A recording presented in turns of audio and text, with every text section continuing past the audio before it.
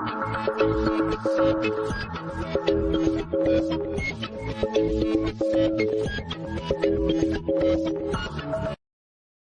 میں اللہ تبارک و تعالیٰ نے بہت واضح طور پر جنتی اور جہنمی طبقے کو بیان فرما دیا ہے۔ اللہ تعالیٰ ارشاد فرماتا ہے ان الابرار لفی نعیم وان الفجار لفی جحیم، نیکوں کے لیے جنت ہے اور گنہگاروں کے اور پاپیوں کے لیے جہنم ہے اور جہنم کا عذاب ہے۔ قرآن مقدس بالکل واضح بات کرتا ہے۔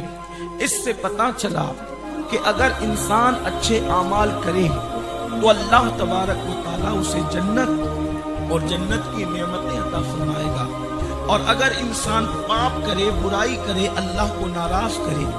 تو اس کے لیے جہنم کا دردناک عذاب ہے۔ اور دنیا کا کوئی انسان ایسا نہیں ہے جس کے جسم کے اندر اتنی طاقت اور قوت ہو کہ وہ اللہ کے عذاب کو برداشت کر سکے۔ اللہ تبارک و تعالیٰ کسی انسان کے ایک گناہ کی سزا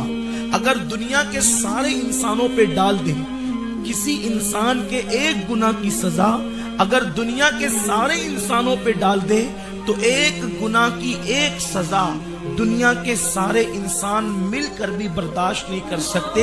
اس لیے کہ یہ اللہ تبارک و تعالیٰ کی سزا ہے۔ میرے پیارے آقا صلی اللہ علیہ وسلم کے پیارے دیوانوں، کبھی آپ نے دیکھا کہ اللہ رب العزت جب کسی بندے کو سزا نہیں دیتا، صرف سزا کے کچھ اثرات اللہ تبارک و تعالیٰ اس پر ڈال دیتا ہے تو انسان اس کو بھی برداشت نہیں کر پاتا، انسان بے چین اور بے قرار ہو جاتا ہے، انسان تڑپنے لگتا ہے۔ اللہ اکبر! جب اللہ رب العزت کا وہ دردناک عذاب جب جہنم کے عذاب کی شکل میں انسان کو دیا جائے گا تو انسان کے اندر وہ قوت کہاں سے پیدا ہوگی کہ وہ اللہ کے عذاب کو برداشت کر سکے۔ آپ جانتے ہیں اللہ کے حبیب غیب دا نبی صلی اللہ علیہ وآلہ وسلم ارشاد فرماتے ہیں کہ اللہ تبارک و تعالیٰ نے جہنم کے اندر جہنمیوں کے لیے جس عذاب کو تیار کر رکھا ہے، کسی کان میں اتنی طاقت نہیں ہے کہ اللہ رب العزت کے اس عذاب کو وہ سن کر برداشت کر سکے،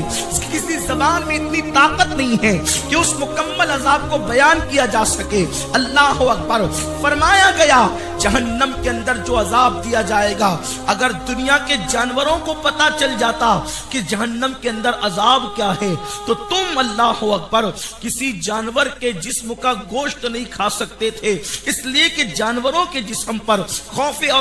الہی اور خشیت ربانی کی وجہ سے تمہیں گوشت ہی نظر نہیں آتا، ان کی ہڈی سے ان کا چمڑا مل جاتا۔ آپ جانتے ہیں جن لوگوں کو جہنم کے بارے میں معلومات ہوئی ان لوگوں نے پوری رات اللہ کے خوف سے رونے میں گزار دی، رب کی خشیت میں گزار دی۔ آپ جانتے ہیں ام المومنین اما جان عائشہ صدیقہ رضی اللہ تعالیٰ عنہا پورا دن اور پوری رات اللہ کی خشیت سے یہ کہہ کر کے روتی تھی کہ اللہ میں کس زبان سے تیرا شکر ادا کروں کہ تو نے ہمیں جہنم کی آگ سے بچا لیا ہے۔ حضرت قاسم جو سیدہ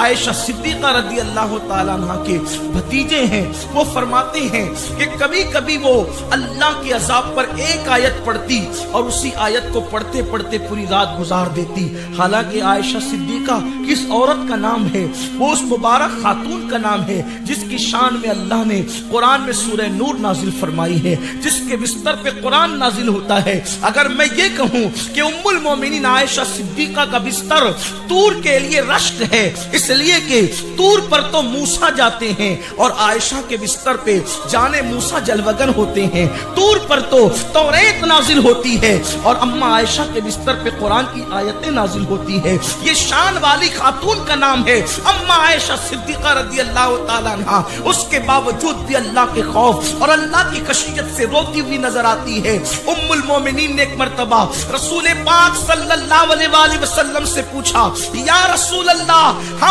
دنیا کا کامیاب انسان کس کو کہہ سکتے ہیں؟ تو اللہ کے رسول صلی اللہ علیہ وسلم فرماتے ہیں، عائشہ جس کو اللہ نے جہنم کی آگ سے بچا کر جس کو جنت میں داخل کر دیا وہ دنیا کا کامیاب انسان ہے. تم بڑے سے بڑے لیڈر بن جاؤ, بڑی سے بڑی ڈگریاں حاصل کر لو, بڑے سے بڑے مکانات بنا لو, بڑی سے بڑی دکانیں بنا لو, مالوں کو اکٹھا کر لو, قیمتی لباس پہن لو, ایک سے کھانے کھا لو, تم کامیاب نہیں ہو سکتے جب تک کہ میرا اللہ ہم سب کو جہنم کی آگ سے بچا کر اللہ جنت میں داخل